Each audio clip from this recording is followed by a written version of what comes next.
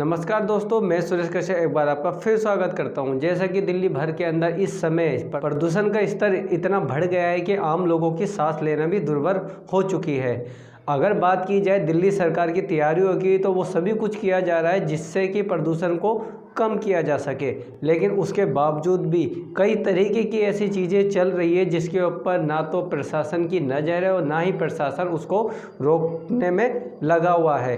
अब तो तिमारपुर इलाके के अंदर देखेंगे तो संगम बिहार गांव वजीराबाद कुछ ऐसे एरिया हैं जहाँ पे एक कूड़ा घर भी नहीं है, तो लिहाजा जगह जगह कूड़े के ढेर आपको यहाँ देखने को मिल जाएंगे। बिहार गली नंबर 4 में ही रहने वाले एक युवा जो कि ये काफ़ी यंग एज में है, लेकिन उनकी अगर आप कोई प्रयास देखेंगे, अगर उनके संगत देखेंगे तो आपको बड़ा ताज्जुब होगा कि एक छोटी सी उम्र के अंदर ही एक युवा इस तरीके से लोगों को जागरूक करता हुआ नज़र आ रहा है। ये विकास प्रजापति का आपको बयान दिखाते हैं कि एक युवा सोच के साथ कितने अच्छे तरीके से उन्होंने अपने इस बयान में नगर निगम और अपने प्रतिनिधियों और समस्याओं को लेकर इतनी अच्छे तरीके से अपनी बात को रखा। आपका नाम? विकास प्रजापति।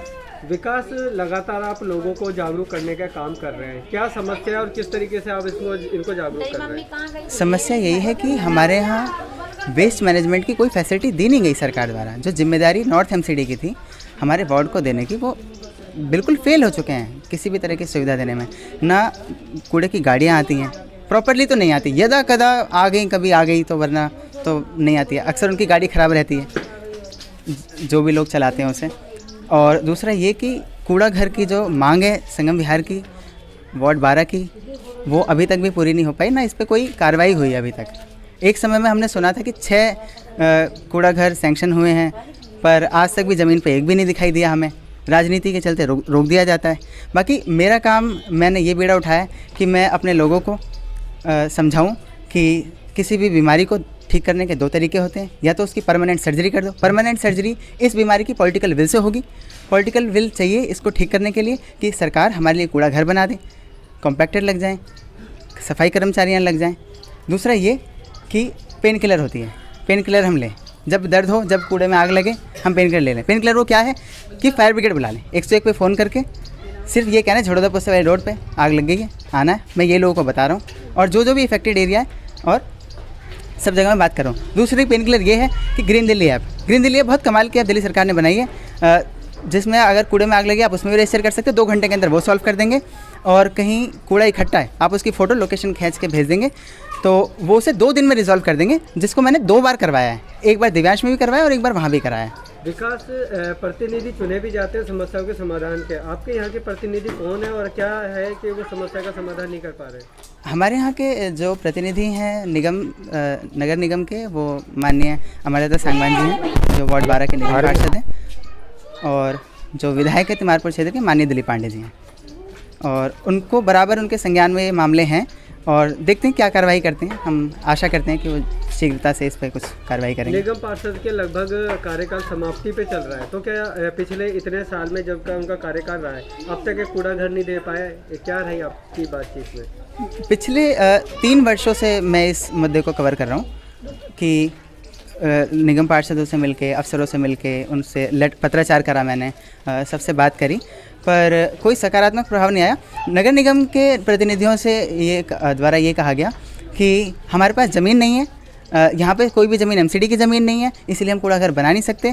ये बात जब हमने माननीय विधायक श्री पंकज पुष्कर जी से कही, उस समय के जो विधायक थे, उन्होंने ये कहा कि हम जो इरिगेशन फ्लड कंट्रोल की ज़मीन है वो हम निगम को देंगे, लैंड ट्रांसफ़र करेंगे, और निगम का ही काम है उस पर कूड़ा घर बनाना, उस पर आपको सैनिटेशन की फैसिलिटीज़ देना, और यही काम होना ही है। पर इस पर ज़मीन पर कोई काम तो हुआ नहीं। बाकी मेरी समझ से लैंड ट्रांसफ़र हो चुकी है, और देखते हैं क्या होता है, कब निगम बनाता है। निगम का तो ये है कि इनकी कार्यकुशलता की चर्चा सारे देश में है। अभी स्वच्छता सर्वेक्षण में जो रिजल्ट्स आए हैं, क्या परचम लहराया है तीनों एमसीडीओ ने।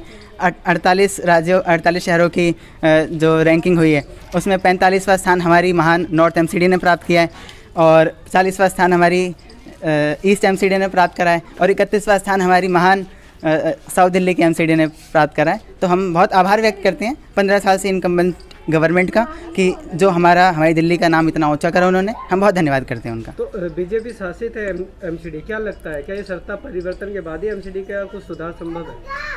ये तो जनता तय करेगी सत्ता परिवर्तन करना या नहीं करना। हम तो लोगों के सामने सच है कि वो कितना बेहतरीन काम कर रहे हैं। नहीं, आप भी एक नागरिक के तौर पे आप बीजेपी शासित एमसीडी को किस तरीके से देखते हैं? बहुत बुरा प्रदर्शन। पब्लिक एडमिनिस्ट्रेशन के कई सारे आयाम होते हैं, ये सब में फेल हैं। फाइनेंशियल एडमिनिस्ट्रेशन अगर आप देखें किसी भी सरकार का, ये फाइनेंस में ही फेल हैं। इनके ऊपर इतना डेट है। फिर होता है पर्सनल एडमिनिस्ट्रेशन, अपना कार्मिक प्रशासन, इन पे क्या बताएं, बहुत धिक्कार है कि ये अपने कर्मचारियों को तनख्वाह तक नहीं दे पाते। कल को भारत सरकार कहे कि हमारे पास हमारे अफसरों को देने के लिए तनख्वाह के पैसे नहीं हैं, तो धिक्कार है ऐसी सरकार पे कि अपने कर्मचारियों को पैसे नहीं दे सकते आप, तो क्या सरकार चला रहे हैं आप? विकास प्रजापति की बातें आपने सुनी, तो आइए जो संगम बिहार के जिस क्षेत्र की हम बात कर रहे हैं, जिस हिस्से की हम बात कर रहे हैं, तो यहाँ के कुछ महिला भी हमें मिली है जिन्होंने इस समस्या को हमारे सम्मुख रखा। पूनम जी, आपके यहाँ की क्या समस्या है, क्या कुछ कहेंगे? ये कूड़ा वाली भाई, कूड़ा नहीं डालने का मिलता है और क्या घर में भर के रखते हैं। तो क्या एमसीडी की गाड़ी नहीं आती है? नहीं आती है।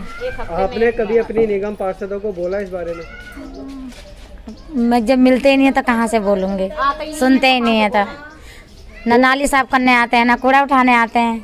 तो कूड़े में ये आग लगा दी जाती है, कौन लगाता है ये आग? अब क्या पता, बाहर के लोग लगाते होंगे और तो दिक्कत होती है। ये विकास प्रजापति जो समाज सेवक के रूप में आप लोगों को समझाते हैं, क्या कुछ बताते हैं और क्या कुछ समझ में आया आपके अब तक? अब बच्चे के लिए समझा रहे हैं कि भाई कूड़ा वहाँ डालने के लिए बनना चाहिए, कूड़ेदान बनना चाहिए, आप लोग सब बोलो। तो कूड़ा घर बनवा, कूड़ादान नहीं है? नहीं है कूड़ेदान।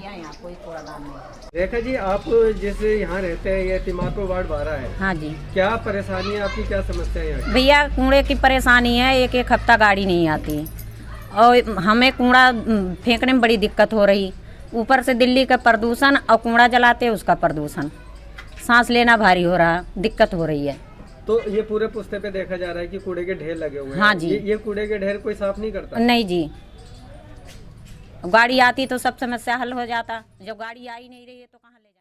जैसा कि आप देख रहे हैं कि लोगों को भी काफ़ी समस्या है, कूड़े की गाड़ी आ नहीं रही है, प्रतिनिधि उन तक नहीं पहुंच पा रहे हैं, ना ही वो प्रतिनिधियों तक पहुंच पा रहे हैं। ऐसे में एक विकास प्रजापति जो है वो लोगों को जागरूक भी कर रहे हैं, साथ ही साथ प्रतिनिधियों से भी वो आग्रह कर रहे हैं कि एक कूड़ा घर बनाया जाए। साथ ही साथ वो एमसीडी में कंप्लेंट भी कर रहे हैं कि जिस तरीके से यमुना पुस्ते के तरफ, पुस्ते की साइड में कूड़ा डाला जाता है और उसमें आग लगाई जाती है, तो एमसीडी को भी इस कूड़े को ख़त्म करने के लिए प्रयास करने चाहिए। अब दिल्ली को सुंदर और स्वच्छ बनाने के लिए एक बार फिर दिल्ली की एमसीडी में चुनाव आ रहे हैं और जनता इस बार फिर अपने प्रतिनिधियों का चयन करेगी अपने मतदान से।